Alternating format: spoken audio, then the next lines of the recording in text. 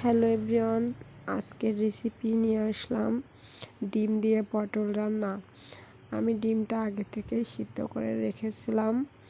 প্রথমে কড়াইতে তেল দিব, তেলের ভিতরে একটু হলুদ লবণ দিয়ে ডিমটা ভাজি করে নিব।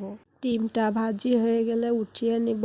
তেলের ভিতরে পেঁয়াজ, রসুন, কাঁচামরিচ বাটা দিব।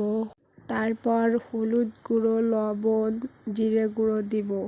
দিয়ে মশলাটা ভালো করে নেড়ে চেড়ে ভাজি করে নিয়ে এর ভিতরে একটু পানি দিয়ে নিব মশলাটা কষানোর জন্য।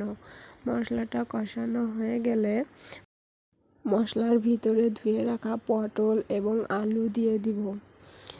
পটল আলু একসাথে সুন্দর করে কষিয়ে নিয়ে তারপর পানি দিয়ে দিব। ঝোলটা কিছুটা কমে আসলে এর ভিতরে ভেজে রাখা ডিমটা দিয়ে দিব। ডিমটা দিয়ে কিছুক্ষণ জাল করে নিয়ে নামিয়ে নিব।